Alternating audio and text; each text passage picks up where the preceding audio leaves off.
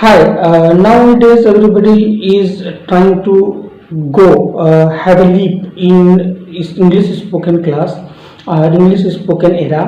तो यहाँ पर एक काफ़ी प्रॉब्लम आ रही है कि क्या हमें बेसिक ग्रामर की ज़रूरत है। Do we need basic grammar for English spoken? Yes, answer is yes, obvious. Because अगर आपको कहीं ना कहीं पर दिमाग में आप आइडियाज, थॉट, परसेप्शंस, फीलिंग्स ले लेते हो, सेंटेंस फ्रेमिंग आप कर पाते हो, लेकिन आप उसको एक्सप्रेस नहीं कर पाते इन दैट पर्टिकुलर लैंग्वेज, तो उसके लिए आपको उस लैंग्वेज की रूट बुक आना अनिवार्य है। जैसे अगर आपने किसी भी आइडिया को अपने माइंड में फ्रेम कर लिया और आपको रूट बुक पता है, तो आप इजीली उसको ट्रांसफॉर्म कर सकते हो। ये किसी भी लैंग्वेज के लिए एप्लीकेबल है, ना कि सिर्फ इंग्लिश के लिए। So basic grammar is must for everybody and everybody.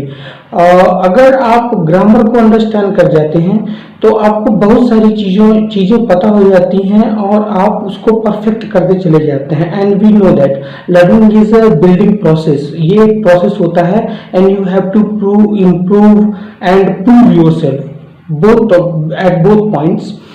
Second thing है सेंटेंस फ्रेमिंग को लेकर अगर आपको थोड़ा सा भी डाउट आता है तो you have to brush up your grammar. आप जब सेंटेंस फ्रेमिंग करते हैं तो आप कहीं ना कहीं पर जज करते हैं कि क्या हमने उसको ग्रामेटिकली करेक्ट बोला है या नहीं बोला है, and you are involve in that. तो आप इसमें इन्वॉल्व हो जाते हैं। अगर आपको पहले से ही ग्रामेटिकली ये पता हो कि ये करेक्ट है and I have use the right sentence, तो आपका वहाँ से फोकस हट जाएगा और आप अपने सेंटेंस फ्रेमिंग के ऊपर ज़्यादा लंबे समय तक के लिए फोकस्ड हो जाएंगे। So fluency of that language will be increase automatically. तो ये आपको करना ही है।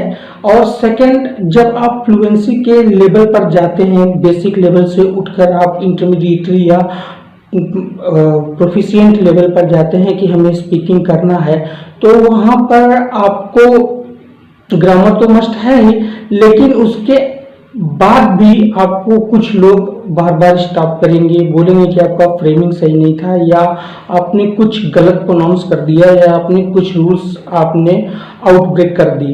तो उसके लिए है कि practice and practice and practice hard. अगर आपको ये चीज़ से बाहर निकलना है तो ये ग्लिच आपसे आप कभी भी तभी तोड़ पाएंगे जब आपके पास ग्रामर की नॉलेज हो जाएगी।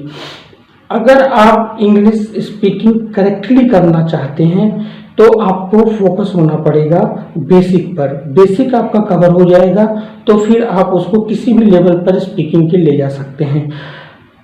आपको मालूम है कि इंग्लिश फ्लुएंसी क्यों इम्पोर्टेंट है आज की डेट पे। ये हम सब जानते हैं कि सक्सेस का पॉइंट, सोशल इमेज का पॉइंट, स्टेटस का पॉइंट, ये सारी चीज़ें, इवन मनी मेकिंग, प्रॉफिट और ये सारी चीज़ें अब सिर्फ और सिर्फ इस टेक्निकल एस्पेक्ट में इंग्लिश स्पीकिंग और अदर चीज़ें ये सारी लेकर आई हुई हैं। अगर आपको कोई भी गैजेट इस्तेमाल करना है, डिजिटल, ऑफलाइन, कुछ भी, तो you have to be proficient in English speaking and understanding well. So ये डिमांड हो चुकी है। बिजनेस है, जॉब प्रोफेशन है, या आपको प्रमोशन चाहिए, किसी भी इरा के लिए आपको इंग्लिश स्पीकिंग मस्ट हो गई है। So you have to be keep a mentor for recorrecting yourself and to speed up your preparation in English speaking। So need भी है। अगर आप इस नीड को फुलफिल करना चाहते हैं, आप चाहे जिस प्रोफाइल से हो, आप हाउस वाइफ हो सकते हैं, आप स्टूडेंट हो, आप जॉब सीकर हो, बिजनेस पर्सन हो, एंटरप्रेन्योर हो, डिजिटल या ऑफलाइन वर्क करते हो, आप किसी चीज़ के प्रमोशन में लग रहे हो, या आपको खुद का कुछ अपना लॉन्च करना हो, you need English. You need English. So you have to understand that for not only in this segment that you have to pass any exam or competition, beyond that आपको इंग्लिश स्पीकिंग पर काम करना ही है और ये must होते आ रहा है।